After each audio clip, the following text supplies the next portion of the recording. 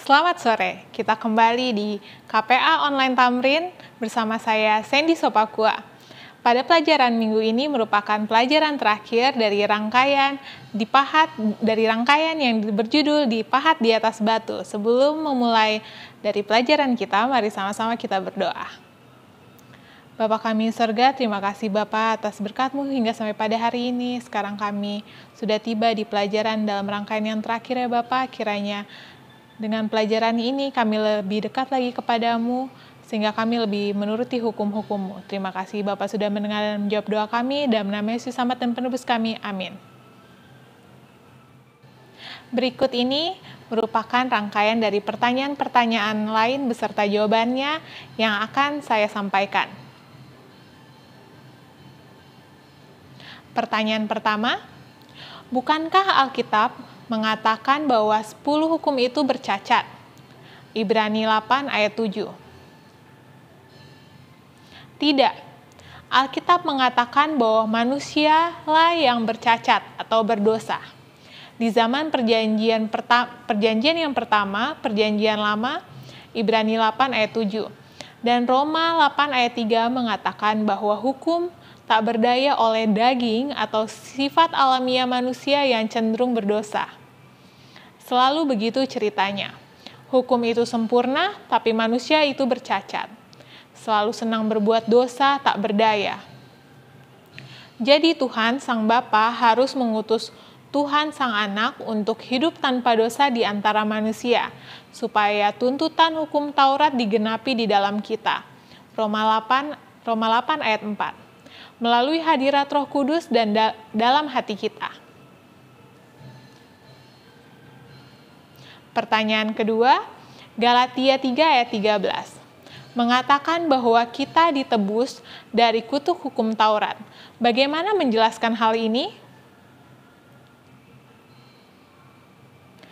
Kutuk hukum Taurat adalah maut atau kematian. Roma 6 ayat 23. Yesus Kristus mengalami maut bagi semua manusia.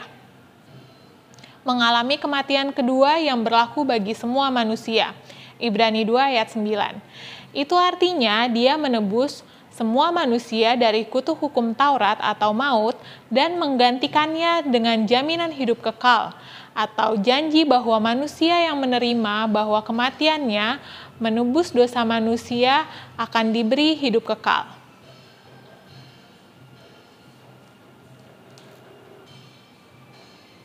Pertanyaan ketiga, bukankah Kolose 2 ayat 14-17 dan Efesus 2 ayat 15 mengajarkan bahwa hukum Tuhan berakhir pada kayu salib? Jawabannya, tidak. Yang dimaksud dalam ayat-ayat itu adalah hukum yang mengandung ketentuan-ketentuan yang berarti hukum upacara Musa yang mengatur sistem kurban dan keimamatan. Semua upacara ini menunjuk ke depan pada kematian Yesus Kristus dan berakhir pada saat Yesus Kristus mati, seperti yang sudah direncanakan Tuhan. Hukum upacara Musa ditambahkan sampai datang keturunan yang dimaksud oleh janji itu. Dan keturunan itu adalah Kristus. Galatia 3 ayat 19 dan 16 yang dimaksud di sini sudah pasti bukan hukum Tuhan.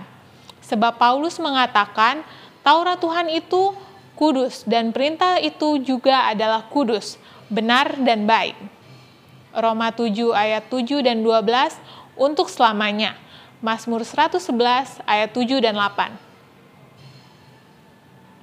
Pertanyaan keempat, Alkitab mengatakan kasih adalah kegenapan hukum Taurat. Roma 13 ayat 10. Alkitab juga di Matius 22 ayat 37-40 memerintahkan kita untuk mengasihi Tuhan dan sesama manusia. Dan ayat itu ditutup dengan kata-kata, pada kedua hukum ini tergantung seluruh hukum Taurat dan kitab para nabi. Apakah kedua hukum itu menggantikan ke-10 hukum? Jawabannya tidak. Ke-10 hukum bergantung pada kedua hukum Yesus Kristus, bagaikan 10 jari bergantung pada kedua tangan kita. tak bisa dipisahkan. Kasih kepada Tuhan membuat penurutan kepada keempat hukum pertama, yang mengatur hubungan kita dengan Tuhan. Menjadi sebuah sukacita dan kasih kepada sesama manusia membuat penurutan kepada keenam hukum berikutnya, yang mengatur hubungan kita dengan manusia, menjadi sebuah sukacita.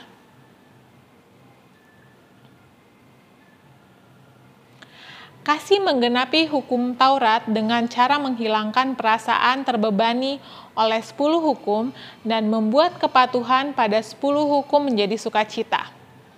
Mazmur 40 ayat 9. Waktu kita mengasihi seseorang dengan sungguh-sungguh, menuruti permintaannya akan merupakan sebuah sukacita bagi kita.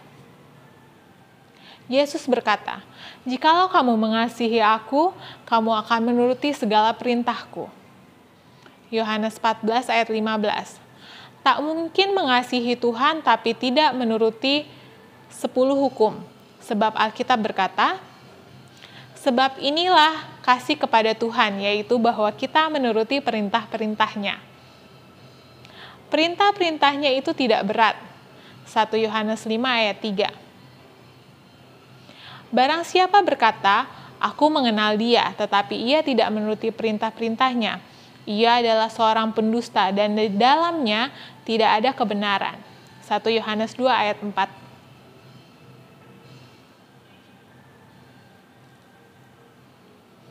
Pertanyaan kelima, bukankah 2 Korintus 3 ayat 7 mengatakan bahwa hukum yang terukir dengan huruf pada loh-loh batu pasti akan pudar?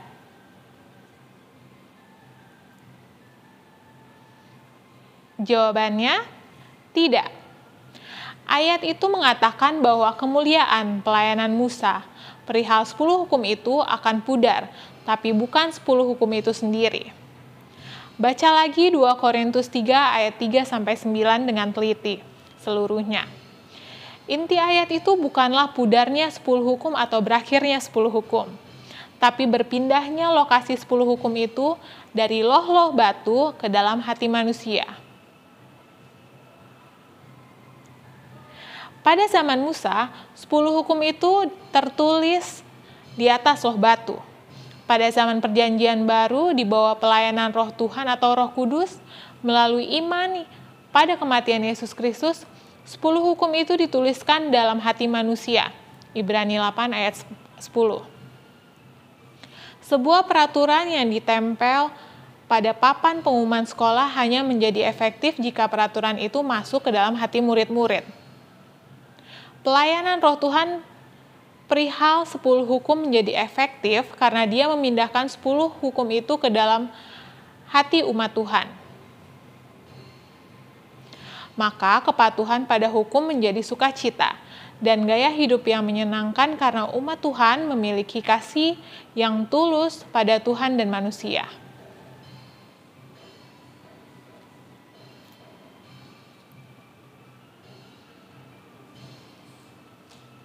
Pertanyaan ke-6, Roma 10 ayat 4 mengatakan bahwa Yesus Kristus adalah kegenapan hukum Taurat.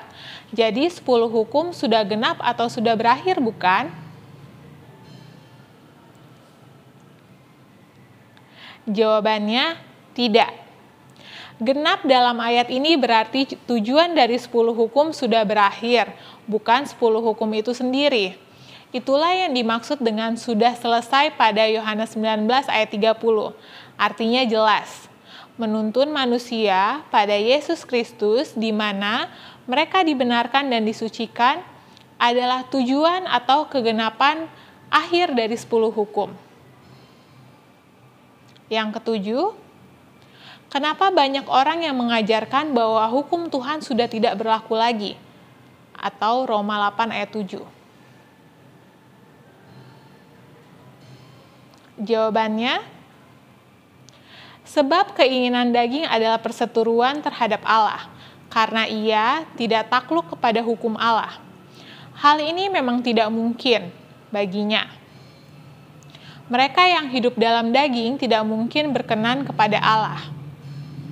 Tetapi kamu tidak hidup dalam daging, melainkan dalam roh. Jika memang roh Allah diam di dalam kamu, tetapi jika orang lain memiliki roh Kristus, tidak memiliki roh Kristus, ia bukan milik Kristus. Roma 8 ayat 7-9.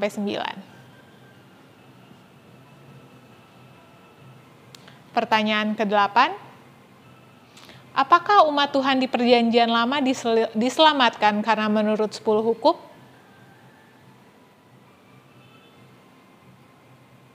Jawabannya, tidak ada satu manusia pun yang diselamatkan karena menurut hukum. Semua orang diselamatkan dari segala zaman. Sudah diselamatkan hanya karena anugerah atau kasih karunia. Kasih karunia dikaruniakan kepada kita dalam Yesus Kristus sebelum permulaan zaman. 2 Timotius 1 ayat 9. 10 hukum hanya menunjukkan dosa. Hanya Yesus Kristus yang menyelamatkan. Nuh mendapatkan kasih karunia di mata Tuhan. Kejadian 6 ayat 8. Musa mendapat kasih karunia. Keluaran 33 ayat 17. Bangsa Israel mendapatkan kasih karunia, Yeremia 31 ayat 2. Dan Habel, Henok, Abraham, Ishak, Yakub, Yusuf, dan banyak tokoh Perjanjian Lama diselamatkan karena iman, menurut Ibrani 11. Mereka diselamatkan karena memandang ke masa depan, kepada peristiwa Golgota atau tahun 31 Masehi yang waktu itu atau zaman sebelum Masehi belum terjadi. Sedangkan kita di zaman sekarang atau Perjanjian baru diselamatkan karena memandang ke belakang kepada peristiwa Golgota atau tahun 31 Masehi yang saat ini tahun 2000-an Masehi sudah terjadi. 10 hukum itu penting sebab seperti cermin. 10 hukum menunjukkan kotoran-kotoran dalam hidup kita. Tanpa 10 hukum, manusia yang berdosa tidak sadar bahwa ia berdosa. Tapi walau begitu, 10 hukum itu tidak bisa menyelamatkan. Cuma bisa menunjukkan dosa. Yesus Kristus dan hanya Yesus Kristus saja yang menyelamatkan manusia dari dosa. Ini adalah kebenaran sejak semula, bahkan di zaman Perjanjian Lama. Kisah 4 ayat 10, Kisah 12 ayat 2, 2 Timotius 1 ayat 9.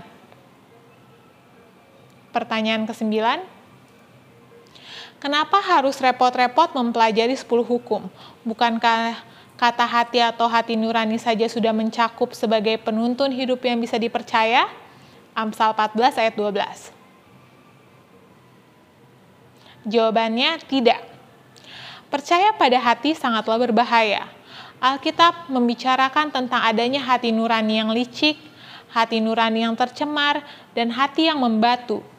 Semua itu tidak bisa dipercaya. Ada jalan yang disangka orang lurus, tapi ujungnya menuju maut. Amsal 14 ayat 12. Tuhan berkata, siapa percaya kepada hatinya sendiri adalah orang bebal. Amsal 28 ayat 26.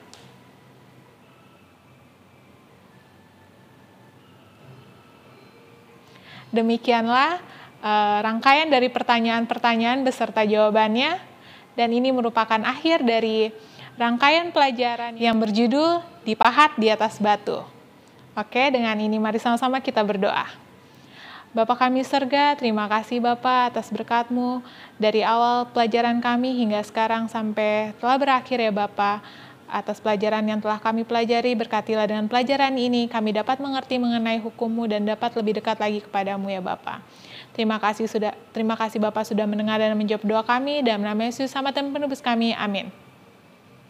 Oke, terima kasih, Tuhan Yesus memberkati.